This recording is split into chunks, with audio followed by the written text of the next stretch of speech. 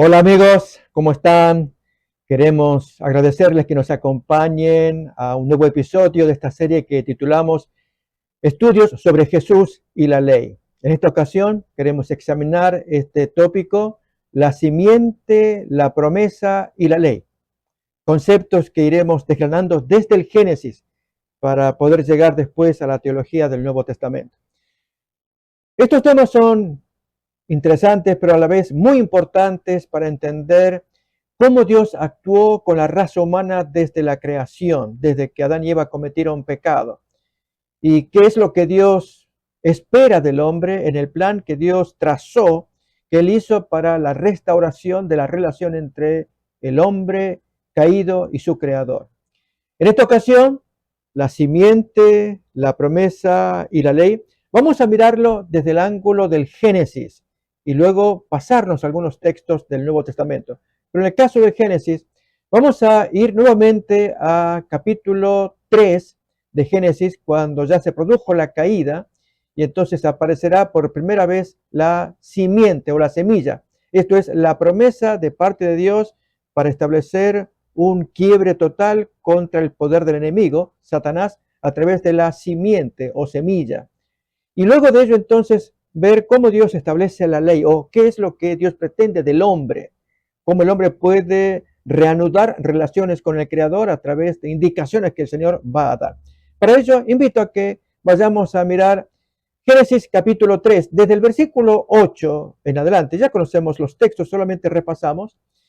Se observa cuando Dios aparece buscando el encontrarse con el ser humano, como dice el texto, oyeron la voz de Jehová Dios que se paseaba en el huerto al aire del día, y el hombre y su mujer se escondieron de la presencia de Jehová Dios entre los árboles del huerto. Aquí no se trata de que Adán y Eva buscaran a Dios, es Dios el que los está buscando. ¿Los está buscando para condenarlos porque violaron la ley? No. Dios busca mantener, pero ya está rota, la relación que habían tenido hasta hacía unas horas atrás con Adán y Eva, una relación de amor, un creador que presentó a sus criaturas la obra de su creación. Pero la pareja humana había cometido pecado y se escondieron. Entonces Dios los busca. Este es un concepto muy interesante. Es Dios el que busca y el que pondrá las condiciones, pondrá las indicaciones, si queremos decirlo de esa manera, para que el hombre escuche esas indicaciones, porque ya miraremos el caso de Caín, que no escuchó la indicación dada por Dios. Vamos entonces a observar las primeras palabras de parte de Dios a Adán y a Eva y aún a la serpiente. Capítulo 3, nuevamente de Génesis, continuamos leyendo los versículos. Mas Jehová Dios llamó al hombre y le dijo, ¿dónde estás? Él respondió, oí tu voz en el huerto y tuve miedo, porque estaba desnudo y me escondí. Obviamente tienen miedo porque han cometido pecado, aquella inocencia que los había caracterizado se había perdido definitivamente. Ahora Dios, sabiendo que han cometido pecado, ¿cuál es el plan que Él va a hacer? Saben, amigos, desde este versículo en adelante no aparecen instrucciones de parte de Dios para decirles, ustedes tienen que hacer esto, guardar las leyes, obedecerme aquí y hacer más allá. No aparece. Aparecen las indicaciones de las consecuencias del estilo de vida que van a llevar, estilo de vida que Dios hubiera querido que fuera más apacible, más agradable. El caso de la concepción de la mujer, cuando ella engendra o concibe hijos y los tiene que dar a luz, o de la relación con el marido. Él se enseñoreará de ti y tú tendrás una gran apetencia hacia él. O aún en lo que tiene que ver con el hombre, que con mucho dolor iba a vivir de la naturaleza, del campo, que espinos y cardos te va a producir. Es decir, no está diciendo allí, tú vas a trabajar con dolor o tu mujer vas a dar a luz con dolor. No, es, reitero, las consecuencias de la falta cometida, el estilo de vida que ahora van a llevar muy penoso, muy doloroso, pero no aparece todavía aquí la indicación de cómo procurar reanudar la relación rota con Dios. Si me hago entender. Una cosa es decirle a la pareja humana, ustedes van a llevar este estilo de vida, que yo no quería, pero ustedes lo van a llevar con mucho sufrimiento. Pero lo que tienen que hacer ahora para que las relaciones puedan restaurarse es esto. Eso todavía no aparece. ¿Dónde? ¿Cuándo aparece?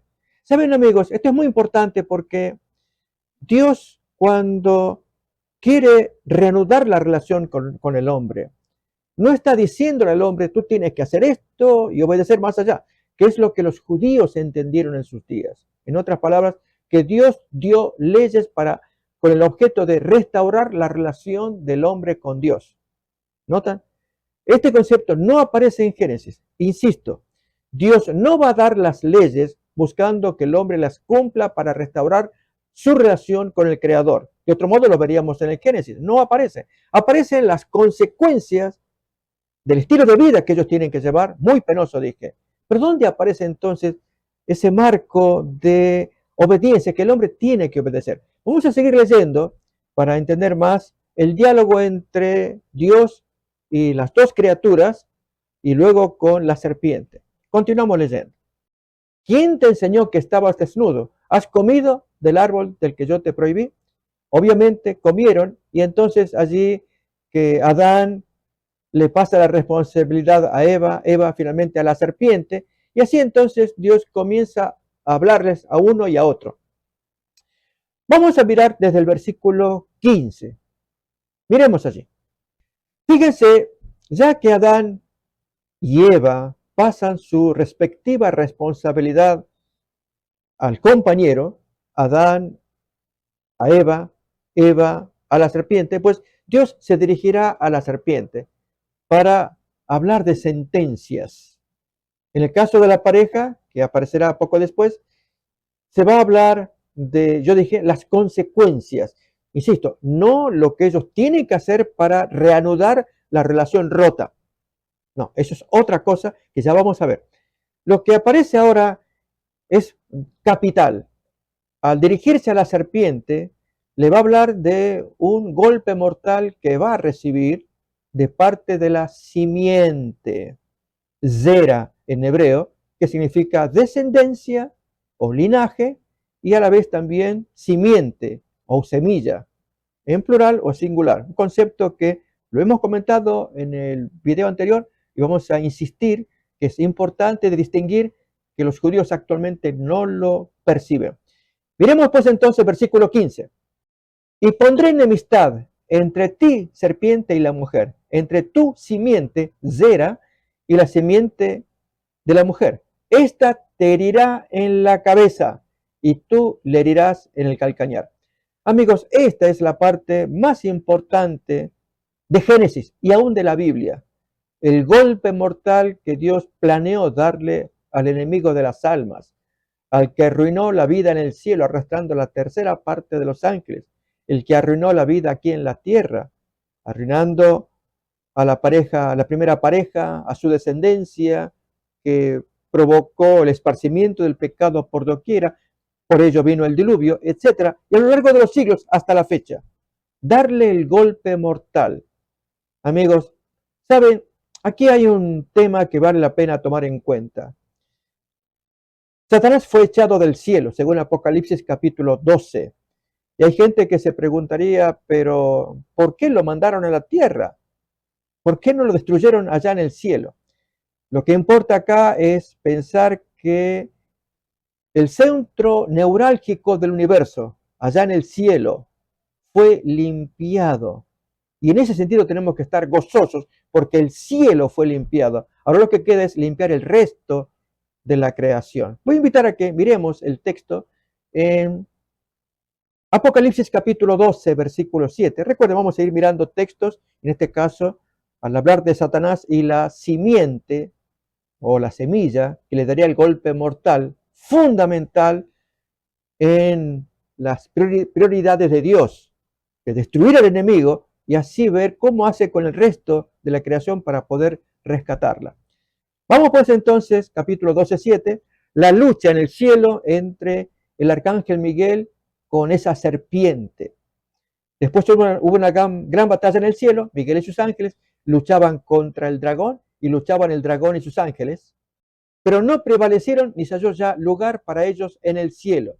Versículo 3 nos dirá que la tercera parte de las estrellas del cielo fueron tomadas por la gran serpiente.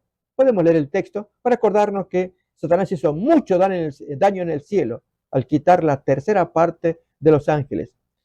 He aquí un gran dragón escarlata que tenía 7 cabezas y 10 cuernos, y sus cabezas 7 diademas, describiendo al dragón. Y en el versículo que viene se nos habla de la tercera parte. Y su cola arrastraba la tercera parte de las estrellas del cielo y las arrojó sobre la tierra. Esto es la tercera parte de ángeles.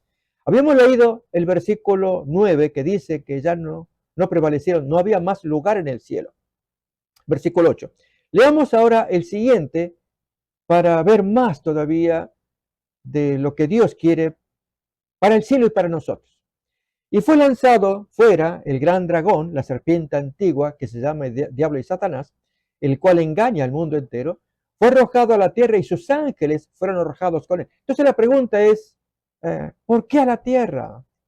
Dios, ¿no podrías haberlo mandado o a otra parte o haberlo destruido en el cielo? Pregunta que nos podríamos hacer. Sin embargo, cualquiera sea la respuesta, el versículo que viene es clave. Hay alegría porque el cielo fue limpiado. Amigos, ¿no pasaría algo similar si sufrimos alguna infección y la infección comenzó a regarse y nos perturba tanto que desde la cabeza hasta el resto del cuerpo tenemos dolores, molestias, etcétera? Pero viene un medicamento que nos lo proveen y lo primero que va a atender es que tengamos nuestra cabeza en buenas condiciones, que estemos lúcidos, animados, no sintamos profundo dolor, mientras que la medicina va atendiendo el resto del cuerpo. Bueno, algo así ocurrió en el siguiente versículo. Miren la alegría que hay en el cielo. Y lógicamente veremos después qué pasa con la tierra. Entonces oí una gran voz en el cielo que decía, ahora ha venido la salvación, el poder y el reino de nuestro Dios y la autoridad de su Cristo, la cual había sido criticada en el cielo, porque ha sido lanzado fuera el acusador de nuestros hermanos, el que los acusaba delante de nuestro Dios día y noche. El cielo pues fue limpiado. Ahora sí, el versículo que viene puede no gustarnos, pero vamos a ver qué salida va a dar Dios para ello. Ellos le han vencido por medio de la sangre del Cordero y de la palabra del testimonio de ellos, y menospreciaron sus vidas hasta la muerte. Esta es la victoria que Dios quiere que obtengamos cada uno de nosotros contra Satanás. Y el versículo que viene expresa un ay. Mírenlo. Antes, por lo cual alegraos cielos y los que moráis en ellos. A esto nos referimos. La alegría en el cielo porque ha sido eliminada la peste. Ay de los moradores de la tierra y del mar, porque el diablo ha descendido a vosotros con gran ira.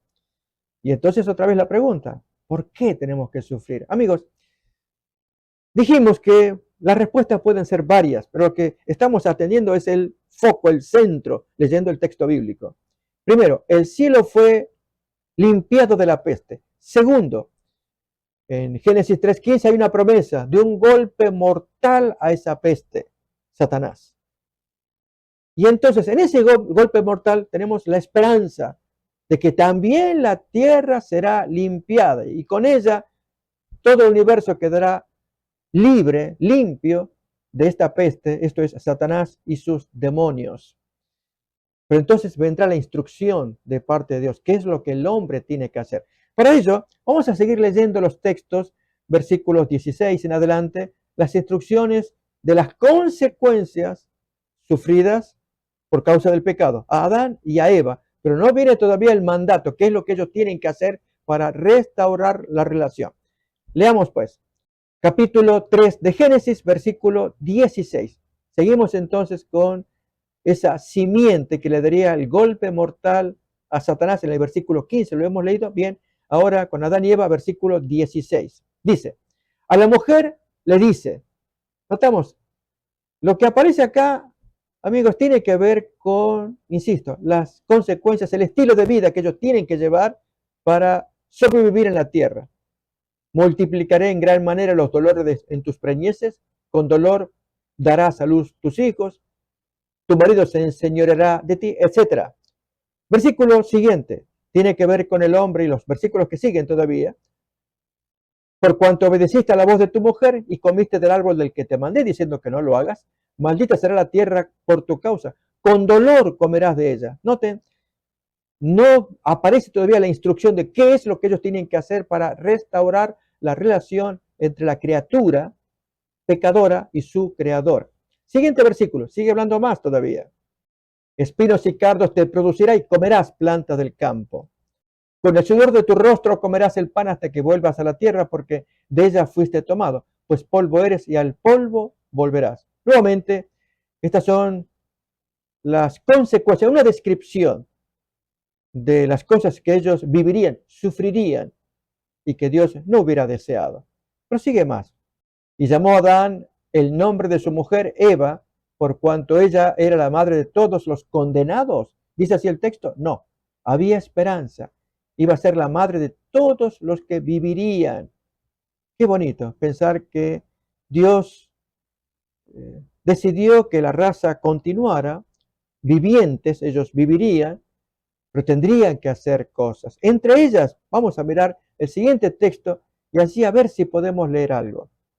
Y Jehová Dios hizo al hombre y a su mujer túnicas de pieles y los vistió. Les quitó aquella vieja vestidura que ellos se traían. Recuerdan allí de hojas de higuera con la cual se taparon. El primer síntoma de su estado pecaminoso fue la desnudez. Perdieron ese halo de gloria, de luz, de inocencia que los cubría. Ahora bien, ¿habrá alguna instrucción detrás de ello? Eso es lo que queremos mirar. Siguiente versículo, vamos a ver un poco más.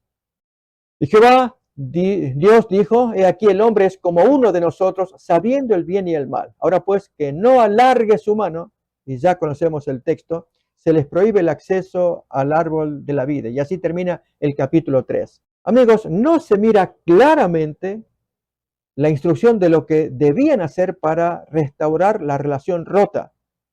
Pero el versículo 20 da una pista y que la historia de Abel y Caín se ve más graficada y a la luz del Nuevo Testamento ya entendemos de qué se trata.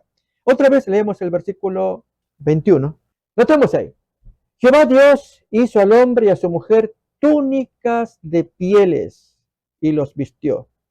Les pregunto, amigos, ¿ustedes pueden inferir algo de ese texto?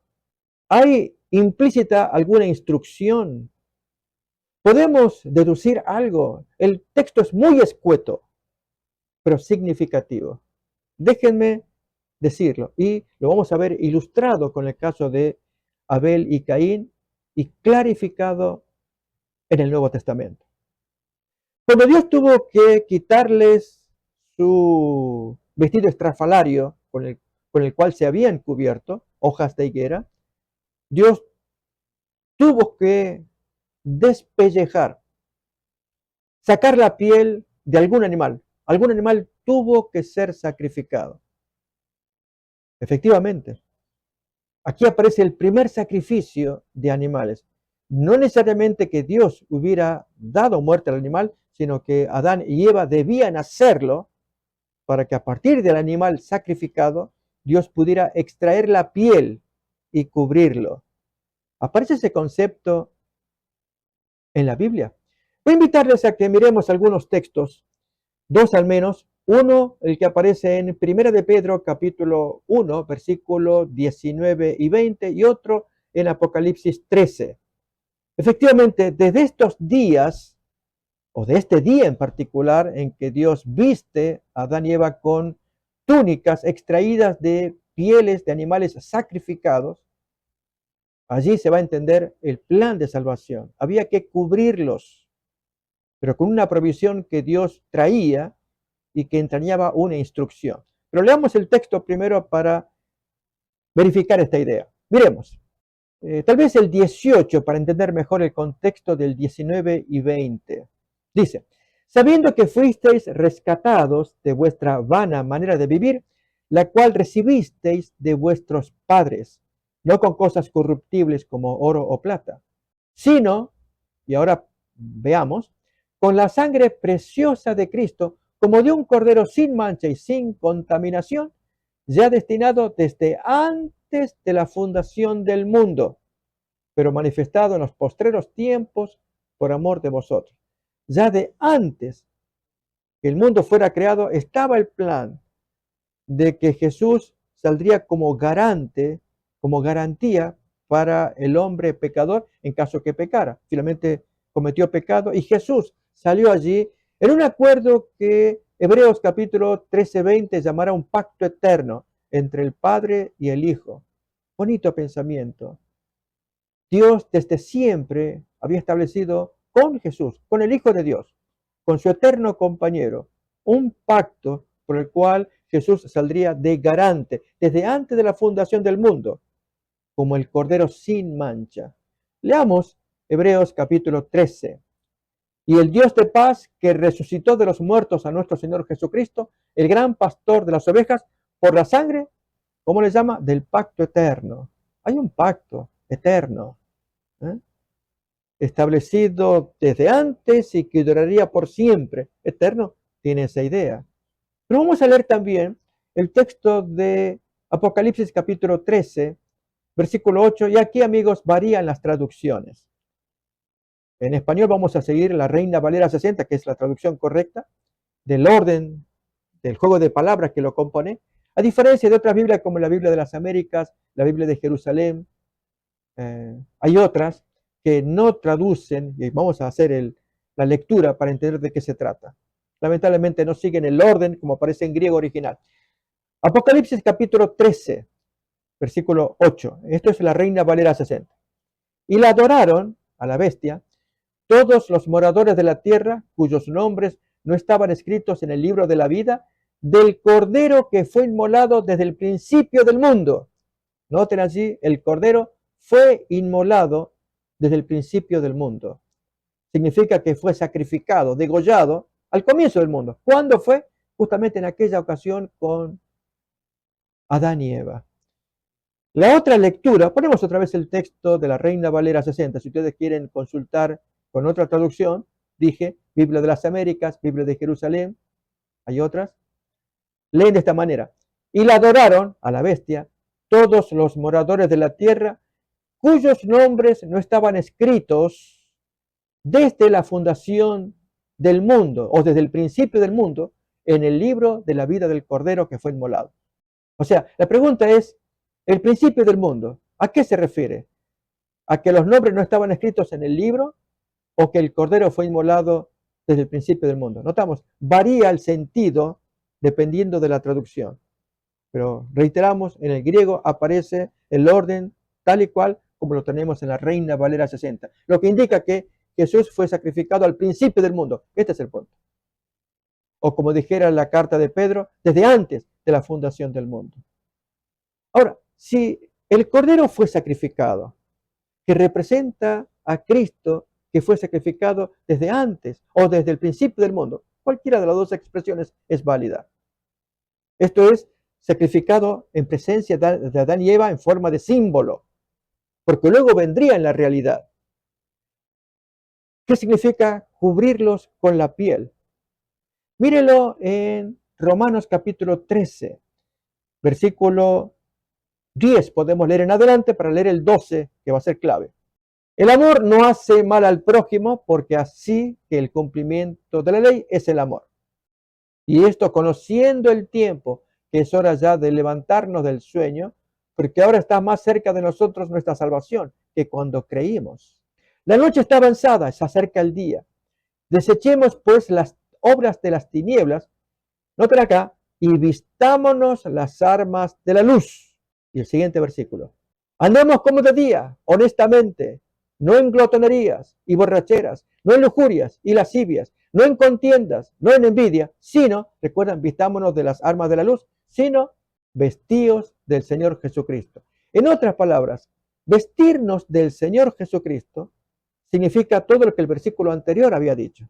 A ver, yo invito a que unamos estos tres versículos, esto es el 11, 12, 13, acerca de la vestidura de luz, vestirnos de Jesucristo, y es rechazando todas las obras carnales. A eso apunta. A eso va la cobertura, la piel con la cual Dios vistió a Adán y Eva. Tenía un mensaje, pero vamos a leerlo otra vez. Romanos capítulo 13, versículos 11 al 13, leemos así.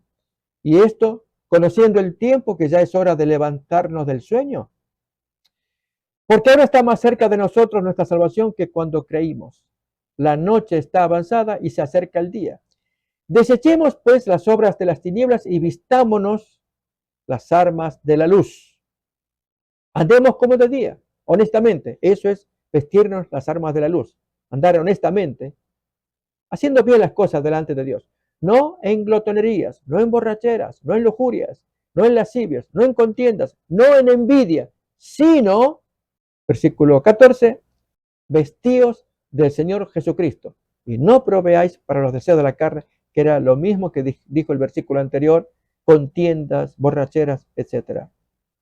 En otras palabras, cuando Adán y Eva fueron vestidos de la piel de cordero, fueron vestidos de Jesucristo, el gran Cordero de Dios, para que anden de día, no en glotonerías, borracheras, homicidios, como va a ocurrir con la siguiente experiencia que vamos a mirar ahora, la de Caín con Abel. Pero este punto era importante. La instrucción que Dios va a dar. Primeramente es Dios el que provee la vestidura y lo que ellos tienen que hacer. Vamos pues entonces a mirar en Génesis 4, los primeros versículos, la experiencia del sacrificio de animales con la piel con la cual hay que cubrir. Adán y Eva fueron cubiertos ya de esas pieles, sus hijos también, pero el mensaje que ello entrañaba era que esto representaba la gran semilla que debía venir con el paso del tiempo para hacer ahora, en forma de símbolo, lo que esa semilla haría en su tiempo cuando él viniera. Pero vamos a mirarlo más detenidamente en la experiencia de Caín y Abel. Conoció Adán a su mujer Eva, la cual concibió y dio a luz a Caín, el primogénito, y dijo, por voluntad de Jehová he adquirido varón. Después dio a luz a su hermano Abel, y Abel fue pastor de ovejas y Caín fue labrador de la tierra. Y aconteció andando el tiempo que cuando Caín trajo del fruto de la tierra una ofrenda a Jehová, al decir fruto de la tierra y siendo labrador, habrá traído quizás lo mejor de la tierra. Pero Abel trajo mejor ofrenda. Siguiente versículo. Y Abel trajo también de los primogénitos de sus ovejas, de lo más gordo de ellas, y miró Jehová con agrado a Abel y a su ofrenda, pero no miró con agrado a Caín y a la ofrenda suya, y se ensañó Caín en gran manera y decayó su semblante. La pregunta que cabe hacernos es, ¿por qué miró con agrado la ofrenda de Abel y no así la de Caín? Amigos, porque la ofrenda de Abel cumplía el requisito y mensaje que Dios le había dado ya a sus padres. ¿Cuál fue el requisito? Que debían ser sacrificios de animales. Y Abel era ganadero, él tenía animales. En tanto que Caín, al ser agricultor, él quizás trajo lo mejor de la tierra, e incluso si debía contener sangre, habrá traído, imagínense, alguna ofrenda de la tierra que tuviera o supiera color rojo, ¿eh? Como la zanahoria, sandía, en fin, algún elemento rojo. No, no es suficiente. Tenía que simbolizar un cordero que represente al gran cordero de Dios que debía venir con el paso del tiempo. Por lo tanto, la ofrenda de Caín fue rechazada. No cumplía el requisito de Dios. Amigos, esta es la primera indicación que Dios va a dar para que se restauren las relaciones entre el hombre caído y su creador. Debe ofrecer un sacrificio que lo ponga en sintonía con el creador, quien enviaría la simiente para dar el golpe mortal a Satanás. Y de esa manera, al hacer la voluntad de Dios, al recordar permanentemente esa gran simiente que debía venir mediante sacrificios de corderos, el hombre debía obedecer la voluntad de Dios, hacer lo que Dios le pedía que hiciera, como ocurre ahora en el siguiente diálogo entre Dios y Caín. Hay un párrafo que se considera muy interesante de la forma en cómo dialogan Dios con Caín antes de que Caín cometa el gravísimo pecado del homicidio. Leemos. Entonces Jehová dice a Caín, ¿por qué te has ensañado y por qué ha decaído tu semblante? Si bien hicieres, ¿no serás enaltecido? Y si no hicieres bien, el pecado está a la puerta. Con todo esto, a ti será su deseo, y tú te enseñorearás de él. En el versículo 7, amigos, hay un aspecto muy importante de la relación entre el hombre y el pecado. Así podemos ya ir mirando la relación que va a haber entre la semilla o simiente, la promesa que Dios da y la ley. Esto es, el pecado es como un león agazapado que te está mirando, te está deseando. Su apetencia eres tú. Saben, curiosamente, son las mismas palabras que Dios va a utilizar en la relación de la esposa con su marido. Tu deseo será hacia tu marido, o sea, tu apetencia, tu necesidad, tu ansia. Tú dependerás mucho de él y él tomará dominio de ti. Esto ya lo hemos mirado en Génesis capítulo 3, 16. Y en este caso, con el pecado en sí, se lo compara. Como un león agazapado, a ti será su deseo, el del pecado, pero tú te puedes enseñorear de él. Amigos, que el hombre se puede enseñorear del pecado. Hoy este es un concepto sumamente importante en nuestros días finales, porque hay alguna enseñanza por ahí que está propalándose diciendo que debido a que tenemos naturaleza pecaminosa, que de hecho la tenemos, el hombre no puede dejar de pecar. Nació pecador, o sea, es pecador no porque comete pecado, sino porque nació en este mundo. ¿Es eso, amigos? ¿Será cierto? Nacimos con tendencia pecaminosa, nacimos en pecado y eso nos hace pecadores. Yo voy a invitarles a que me acompañen a mirar Santiago, capítulo 1, versículo 13 en adelante, para ver la relación entre lo que sería naturaleza pecaminosa y la concreción del pecado en sí. Lo que Dios condena es el acto pecaminoso. Pecado es la transgresión de la ley de Dios o es el estado pecaminoso. Bien, vamos a mirar en Santiago capítulo 1. Cuando alguno es tentado, no diga que es tentado de parte de Dios, porque Dios no puede ser tentado por el mal, ni él tienta a nadie, sino que cada uno es tentado cuando de su propia concupiscencia o naturaleza pecaminosa. Aquí adentro, amigos, tenemos las inclinaciones, las tendencias, las imaginaciones, todo corrompido adentro. Y ese estado pecaminoso nos empuja, nos lleva a cometer pecado. Pero, ¿qué es lo que Dios condena? ¿Nuestra naturaleza pecaminosa o la concreción, la ejecución de un pecado? Miremoslo como lo expresa el apóstol Santiago. Es importante porque refleja las palabras que Dios le dijo a Caín. Tú te puedes enseñorear de él.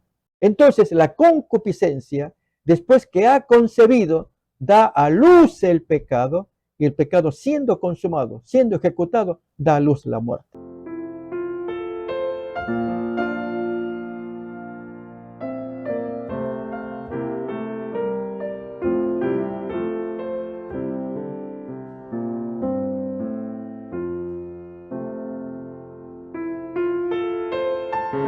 El texto de Santiago capítulo 1, versículo 13 puede proveernos una muy adecuada ilustración acerca de la naturaleza del estado pecaminoso y la concreción de pecados, de acciones pecaminosas. La pregunta que nos hacemos es, ¿Dios condena el estado pecaminoso o la ejecución del acto pecaminoso? ¿O ambos? Vamos a mirar en Santiago capítulo 1, 13, 14, cómo el Señor nos lo enseña a través del apóstol.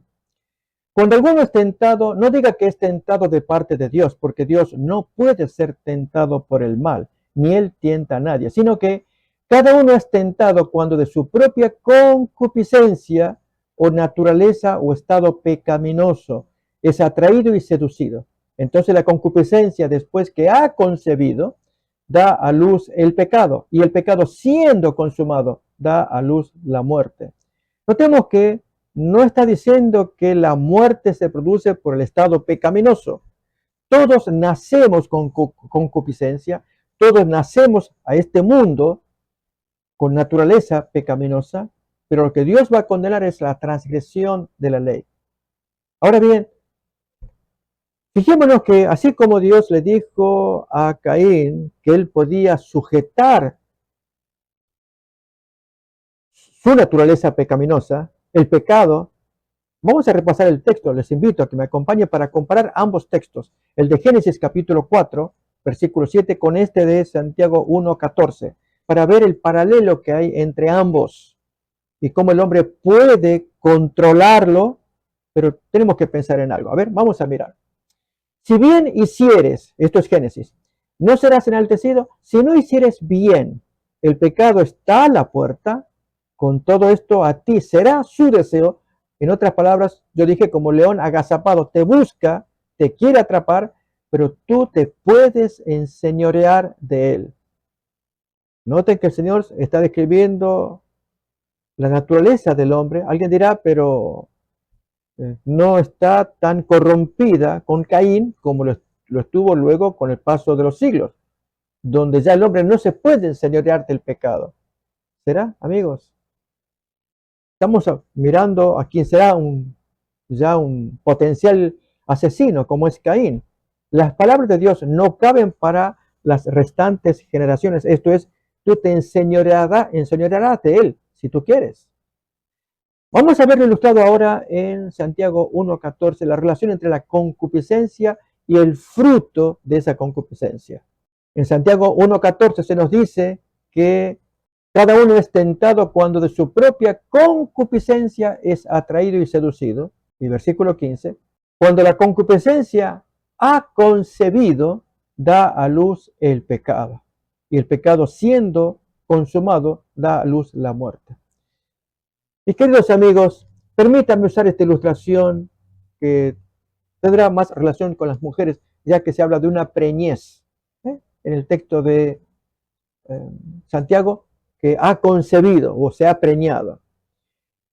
En el caso de la mujer, ella lleva en su cuerpo la simiente del embarazo.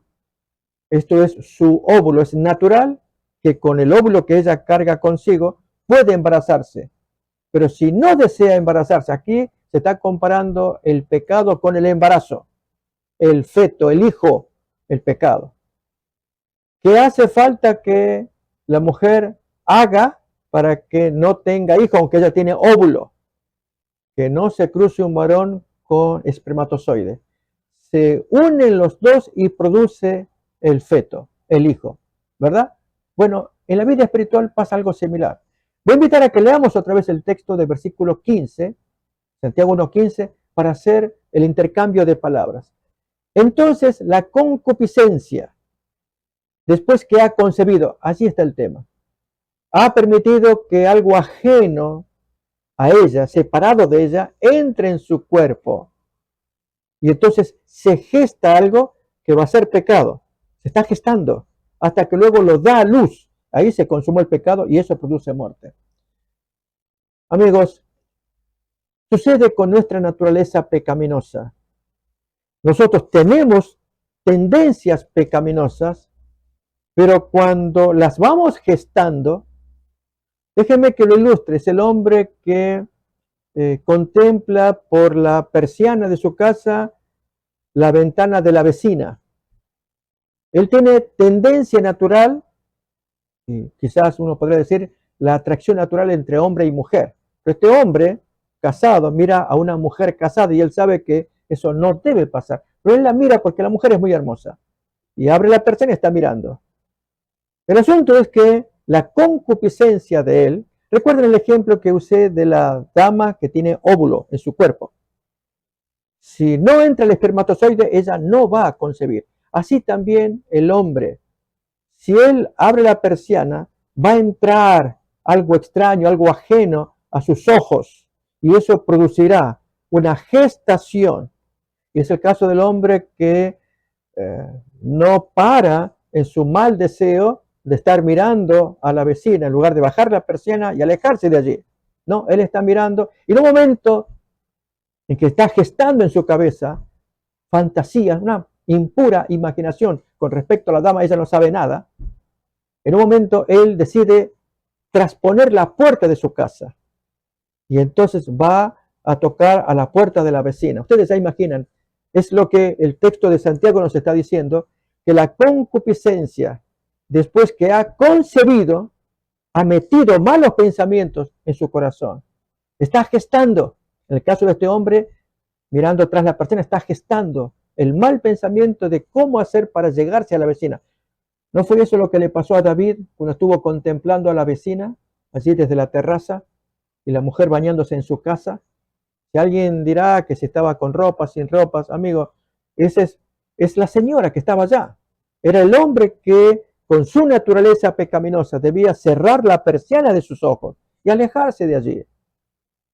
Otra vez, amigos, es importante este tema de las tendencias pecaminosas, que cuando son sujetadas, no se produce el pecado. Y entonces Dios tenía razón cuando le dijo a Abel, mira, el pecado hacia ti es su deseo. Se agazapa hacia ti para atacarte y devorarte, pero tú te puedes enseñorear de él. Ahí lo tenemos en la última parte. A ti será su deseo y tú te enseñorearás de él. El hombre puede y debe. Pero cuando el hombre, como David en la terraza, cede a su concupiscencia, él tiene, recuerden el ejemplo que usé de la mujer que tiene sus óvulos en su cuerpo, y ella abre y para que entre el espermatozoide. Así David abrió sus ojos para que entre allí algo extraño de afuera hacia adentro. La imagen de la mujer con malos pensamientos y luego ya no faltó mucho para hacerla llamar y concretar el pecado. Pecado que lo tenía ya en su cabeza, pero había que concretarlo para que realmente sea el pecado consumado que da a luz la muerte. Amigos, vamos viendo hasta acá qué importante es lo que Dios está hablando acerca de la relación entre la semilla, me refiero todo al Génesis. Vamos a reflexionar en el Génesis. Se dio la semilla, la promesa de la semilla. Le dará el golpe mortal a Satanás. Pero el hombre tiene una parte para hacer. Y esa parte es, primero, aceptar que Dios pueda proveerle la ropa. Quítate esa ropa estrafalaria que tú te has puesto, vestido de hojas de higuera. Nos dirá después Génesis capítulo 3, versículo 9, cuando Dios anda buscándolo y ellos están asustados, con miedo, y se vistieron de hojas de higuera. Dios no quiere que el hombre se autocubra. ¿Dónde estás? Y notemos siguiente versículo, luego de la pregunta que Dios le hace, la respuesta que ellos van a dar. Yo tuve miedo porque estaba desnudo y me escondí, y se ven vestidos de hojas de higuera. Así nos va a contar el texto bíblico. Amigos, ese es el recurso estrafalario que el hombre utiliza para poder presentarse ante su conciencia, ante los vecinos, ante el cielo. No, Dios no quiere, no acepta esa ropa estrafalaria. Él acepta la que Él puede proveer, que es ese cobertor que representa a Cristo, el Cordero que fue sacrificado desde el comienzo del mundo, en la presencia de Adán y Eva, en forma simbólica. O sea, fue en forma real, pero representaba un símbolo. Y es que Jesús vendría con el paso del tiempo para cumplir ese símbolo. Y vestido del cual, entonces el hombre puede llevar adelante la tarea que Dios le pide, y es ejercer dominio sobre el pecado, aunque tenga naturaleza pecaminosa. Hasta acá, amigos, estamos mirando la relación entre la simiente o semilla de parte de Dios, el cobertor de parte de Dios, y vamos a ver ahora textos que nos muestran cómo cuando obedecemos la voluntad de Dios, esa semilla nos puede cubrir, puede llenar nuestro corazón para que tengamos señorío sobre el pecado. Mírenlo primeramente en San Juan capítulo 1, versículos 12, 13, acerca de la nueva naturaleza. Venimos al mundo con la concupiscencia, con la vieja naturaleza, con el estado pecaminoso, lleno de tendencias y de malas inclinaciones. Pero el texto nos va a dar una esperanza. Lo dice allí en Juan capítulo 1, versículos 12, 13. Leemos. Mas a todos los que le recibieron, a los que creen en su nombre, les dio potestad de ser hechos hijos de Dios, los cuales no son como el resto de mortales, engendrados de sangre, o de voluntad de carne, o de voluntad de varón. Esa gente que somos nosotros, o que hemos sido aquellos que vinimos al mundo hasta que conocimos el Evangelio. Vinimos ¿cómo? Con naturaleza corrompida, con tendencias a pecar. Venimos con inclinaciones, en algunos casos muy duras, muy férreas, muy fuertes. Déjenme, mis amigos, que les ilustre. Todo lo que estamos escuchando, hemos heredado de nuestros padres o de nuestros abuelos, o aún de nuestros ancestros, ciertas malas inclinaciones. Algunas, por ejemplo, hacia el alcohol. Otras dedicadas a los juegos. Otras dedicadas a inclinaciones dedicadas a los vicios, como el sexo, por dar algunos ejemplos. Cada cual sabrá dónde le aprieta la horma de su zapato, pero lo hemos heredado. A esto se refiere que son engendrados de carne y sangre y de voluntad de varón. Pero los que han creído en el Señor han sido engendrados de otra manera, y este es el nacimiento que todos anhelamos, y es una promesa que Dios nos da. Tú ahora eres un hijo nacido de nuevo, o como lo dice el texto en el versículo 13. Vamos a leer otra vez 12 y 13. Mas a todos los que le recibieron, a los que creen en su nombre, esta es la parte importante, creer, porque son promesas que Dios espera que el hombre crea, y Dios hace por el hombre, por haber creído en él. Les dio potestad de ser hechos hijos de Dios, los cuales no son engendrados de sangre, ni de voluntad de carne, ni de voluntad de varón. Son engendrados de Dios. Y si son engendrados de Dios, hijos de Dios, no pueden pecar. ¿Cómo es eso? ¿Cómo que no pueden pecar? A ver, ¿cómo lo dice Primera de San Juan, capítulo 3, versículos 6 y 9, para aquellos que creen en la promesa de Dios, que tienen su concupiscencia todavía en su cuerpo, o naturaleza pecaminosa, pero han nacido de Dios y están luchando contra esa naturaleza pecaminosa, pero hay algo adentro en su cuerpo, esa semilla, esa zera, esa simiente que bloquea para que no puedan cometer pecado. Esa es la promesa que Dios nos da. Miremos. Todo aquel que permanece en él no peca. Todo aquel que peca no lo ha visto ni lo ha conocido. Hijitos, nadie os engañe. El que hace justicia es justo, como él es justo. El que practica el pecado es del diablo. Pertenece a esa otra vieja naturaleza, los que son nacidos de carne, de sangre, de voluntad de varón, los que son nacidos de papá y mamá, los que vienen a este mundo, como hemos venido todos. Y entonces heredamos vieja, mala naturaleza, tendencias pecaminosas, y por ellas cometemos pecado todo el tiempo. Hijos del diablo. Porque el diablo peca desde el principio. Para esto apareció el Hijo de Dios, para deshacer las obras del diablo.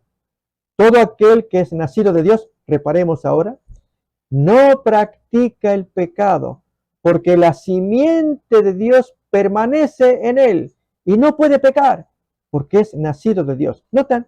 Cuando era nacido de carne, de sangre y de voluntad de varón, pecaba, porque era hijo de la carne, hijo del mundo, hijo de Satanás.